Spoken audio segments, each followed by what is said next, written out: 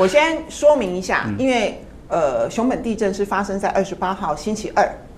那么事实上我就有接到一些朋友的电话，就对熊本发生这个强震表示了关切，所以星期三上午的时间，我们就主动联系片山代表，那么要表达国民党正式的慰问，另外就是捐款，那很感谢日本交流协会，他们非常的重视，所以他们就立即的回报了外务省，那么讨论应该如何的进行。我想，我当时的想法就是可能台湾也会很快速的有很多人想要捐款，所以他们应该也要赶快公开的去建立这个捐款的管道，账号啊什么的等等的哈。所以我本来是想说星期三，第一时间能够抽一个时间就到这个日本交流协会，完成这个捐款的仪式。所以我也很感谢日本的驻台的交流协会，他们很慎重，所以他们就跟我说安排了今天的上午。那他们在昨天上午由日方正式的发布了这个采访通知，所以大家就知道今天上午有这样的一个仪式。所以我自己倒是没有联想这么多啦，因为我想长期以来我们对日本的了解就是他们本来就是一个非常重视仪式感、重视很有礼貌礼节的这样子的一个国家，所以我也很感谢他们用一个比较正式的仪式。主席，我们比较好奇，因为之前一直认为政坛或是媒体的一些解读或观察，民进党的应该是说日本政府跟民进党关系是很密切的，那甚至是说国民党在日本的这一块的一些相关的一些关系，好像出现了一些停滞或是出现空窗期。那借由这一次这个日本台湾交流协会对于您的重视，用一个这个非常非常有仪式感的这样的一个活动来凸显这样的效应，你怎么看国民党跟日本之间的一个关系，或是日本政府想要跟国民党要重新恢复交流吗？还是说要加强交流？我们当然是乐见，日方对国民党的重视。那事实上，我刚上任主席，在跟片山代表见面的时候，他也提醒我说，我们也有10年。没有国民党的党主席到日本去访问。OK， 其实我还蛮惊讶的因为我当时有陪着马英九主席，那因为之后我就没有 follow 了他说最后一个到日本去访问的是吴伯雄，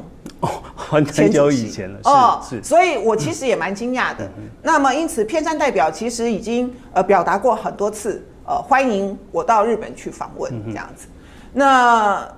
日本对台湾来讲，当然也是非常的至关重要。我也很乐见看到国际友人，他们不去卷入或者是介入我们的内政，那一视同仁的希望深化跟强化台湾的关系。那要在深化跟强化台湾的关系的过程当中，绝对不可能略过了国民党，因为毕竟国民党的历史、国民党的影响力还是非常非常的重要的。其实说真的，这就是国际现实嘛。尽管我们反应看起来是最快的，然后马上就关切，然后我们自认为自己是日本的好朋友，可是高市早苗显然没有把你当很好的朋友，是他至少你的重要性等级是在其他国家之下，那到了第2轮才把你再贴出来。那第2轮贴出来的时候，人家是特别附注感谢这些国家跟地区，所以很简单嘛，人家第1轮为什么不把你放上去？因为日本不承认这个国家嘛，就这么简单的一件事啊。所以这个没有什么好解释啊，就是人家对你的态度就一直都是这样，也没有什么好或不好。就是日本自从跟国断交之后，他现在承认的国家叫中华人民共和国，这个就是国际现实，没有什么好讲。我们每一次都说什么邦谊永固，然后日本一出了什么状况，我们都出钱出力。台湾人民跟日本人民确实很友好，可是对日本政府来说，中华人民共和国的重要性，我想这个就没有什么好去否认了。所以我们这么多人热脸去贴人家冷屁股，连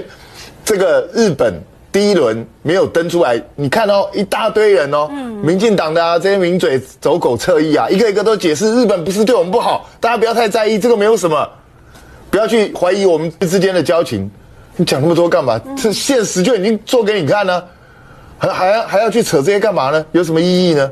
日本这样做有没有什么不对？其实没有什么不对，因为他就是不承认你是个国家，所以这就没有什么好说的啊。你们要去捐款，要去帮忙日本人，我 OK 的，没有问题啊。对啊，这就是每个人的选择而已嘛。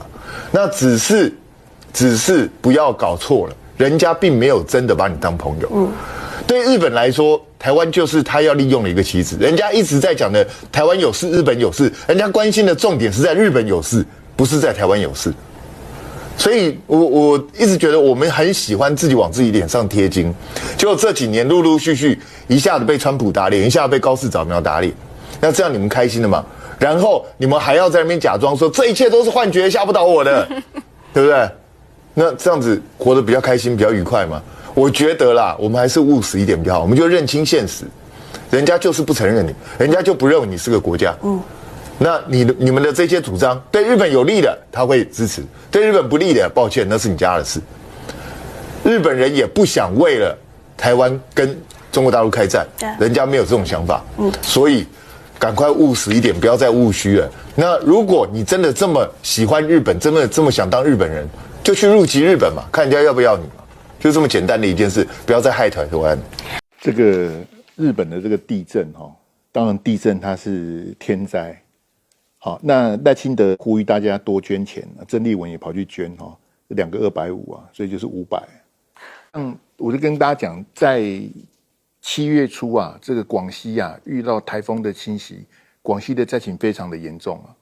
当时你有看到赖清德讲什么吗？你有看到郑丽文讲什么吗？你们是瞎的吗？你去捐给当年殖民我们的日本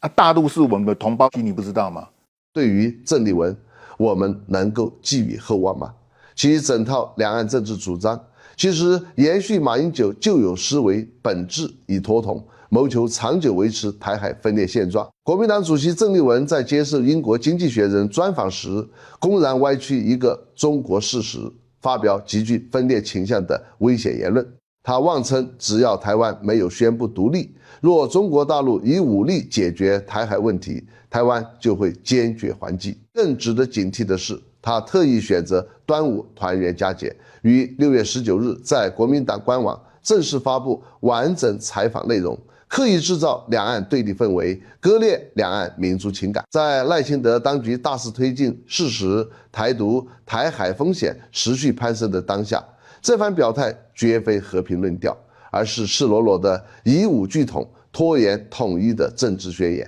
一直以来，大陆同胞始终对坚守9·2共识、主张两岸和平交流的郑丽文寄予厚望。大家曾期待他能够跳出岛内狭隘的政党私利，摒弃投机政客的摇摆思维，扛起国民党应有的历史责任，积极推动两岸融合发展，助力祖国统一大业。然而，从其过往争议言论到此次对外挑衅表态，彻底撕下了他温和亲和的伪装，将其暗藏已久的脱统、暗读真实立场暴露无遗。早在此前的公开表态中，郑丽文就曾抛出错误谬论，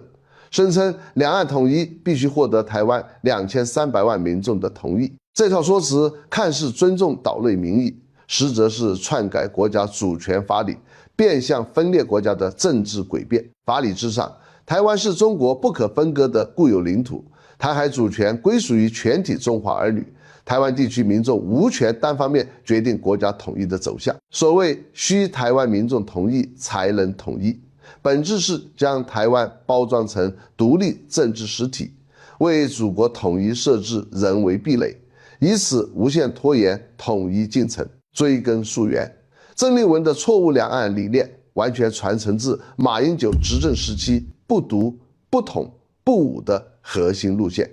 马英九主政期间，依托9·2共识维系两岸和平格局，充分享受大陆释放的经贸红利，惠台政策，却始终刻意回避统一议题，从未主动推动统一进程，一味固守两岸分裂现状，是典型的软性脱统、隐性暗读路线。在此基础上，郑丽文进一步延伸升级了这一投机策略，形成属于自己的政治三位一体论调。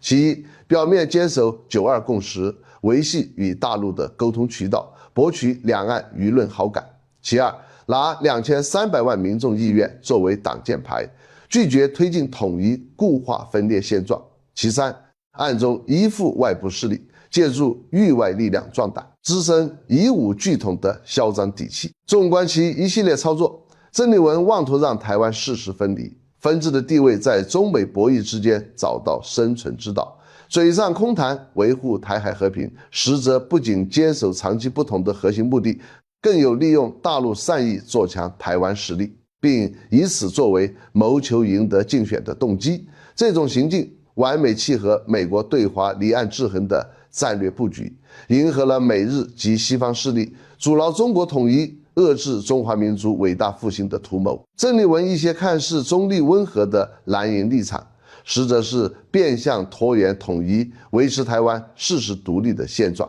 事实早已经证明，面对台湾岛上强大的明独和暗独势力，合统早已经决然无望。我们几十年的惠台政策不过是助力台独分裂势力增强以武拒统的能力而已，唯有武统才有可能实现两岸统一。